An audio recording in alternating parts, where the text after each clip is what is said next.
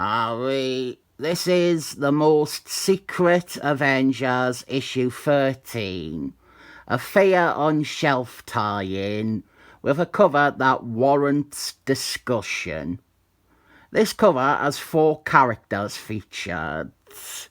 The issue itself is a Smurf story. It is very much a solo focus on him, with only 2 other members appearing briefly. So this cover has 4 characters on it, and of those 4, only one of them appears in the issue, Smurf. The other thing is that with this cover artist, a lot of people will say he is the greatest, and his covers are beautiful. But they are willfully ignoring the sheer volume of his covers like this, where it is clear he is checked out. This is one of the flattest images around. There is no passion anywhere on it. This is clearly, let's get it done, work for hire art. So that is the cover bash. And now I could bash this team again, or I could bash the writer. But right now we need to bash the editor, Tom Brevoort. This character here, who is listed as a star on this recap page, and it was referred to as a member by Ant-Man in 2 pages' time. Tom Brevoort, who edited this comic where this character is canonically referred to and also presented to new readers as a member of the team. Tom Brevoort says this character was never a member of the Avengers. Never, ever. It doesn't count.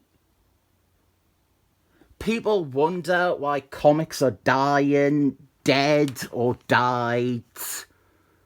It is Tom Brevoort. It has always been Tom Brevoort. 30 fucking years as editor of the same book. Fuck off.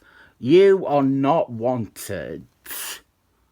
Our plot of Fear on Shelf is that Nazis are marching on the Capitol.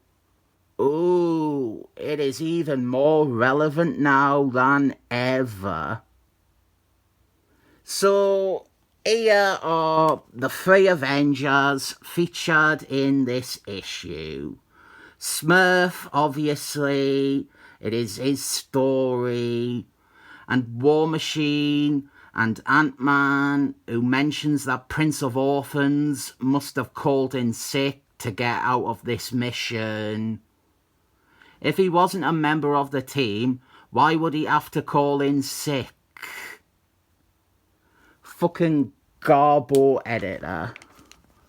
Smurf, he gets called to an army debriefing because there is a member of Congress that is locked away inside the House chamber, and it is someone that Smurf knows from his past.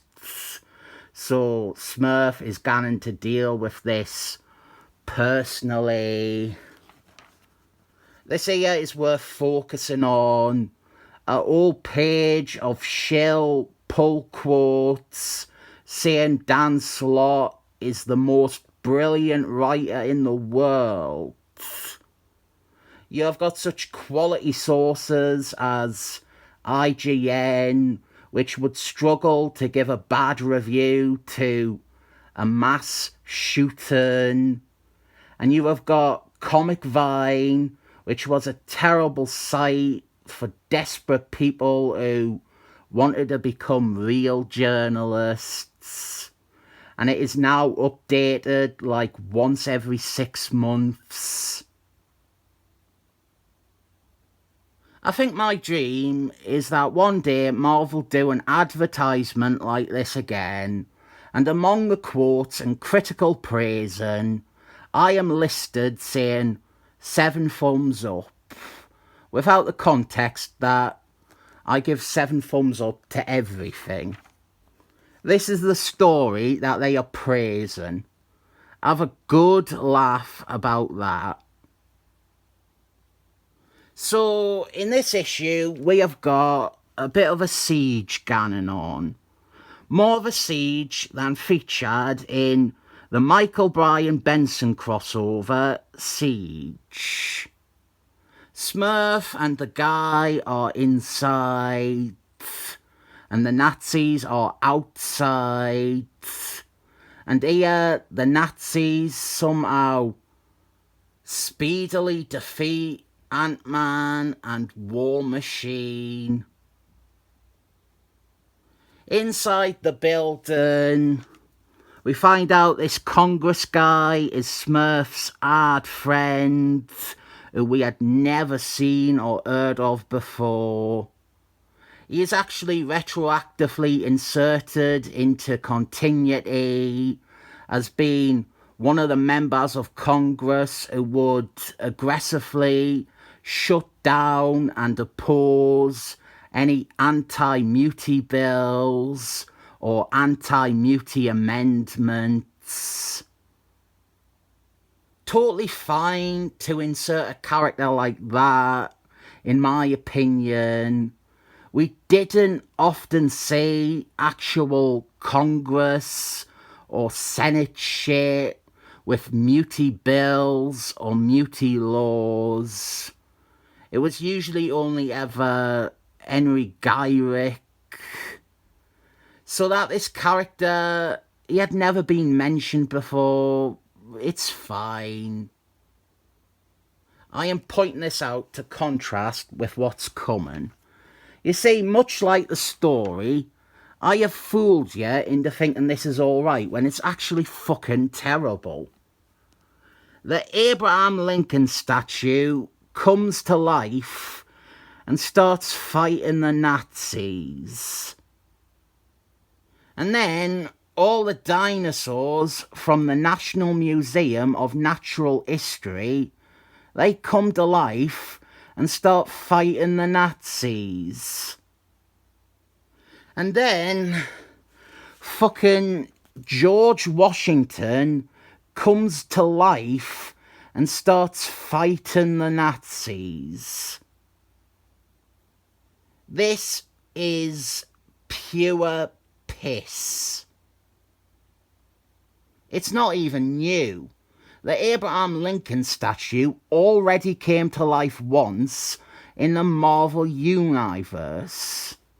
It was fun then. It was goofy fun. It wasn't hammering home some needless rhetoric trying to signal to everybody that Nazis are un-American. So this amount of cringiness is the point to acknowledge this is written by Nickelback Spencer, the writer who demolished Captain America Forever, and then bizarrely tried to fix Spider-Man Forever. We find out that Smurf's friend is a muti who can bring history to life.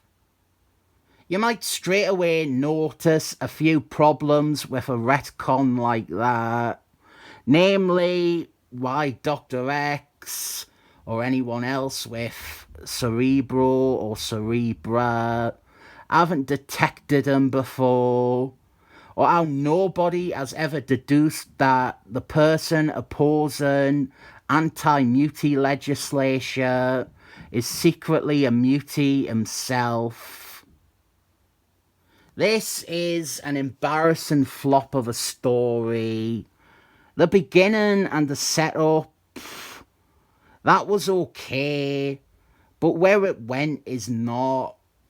It's just... It's not even that I'm saying keep your politics out me comic books. The problem isn't the politics in this story. It's how they are imparted to the reader. My problem isn't with the politics. My problem is with the story ideas being fucking shite. Instead of having Abraham Lincoln and George Washington punch Nazis in the face, why not have Smurf punch a Nazi in the face? Why not have Ant-Man and War Machine punch Nazis in their faces? The comic is meant to be about Avengers. This story is meant to be about Smurf. Smurf doesn't do anything in the story. He just stands around and listens to his friend talking. The story is about Nickelback Spencer's uneven political posturing. Nobody likes Nazis.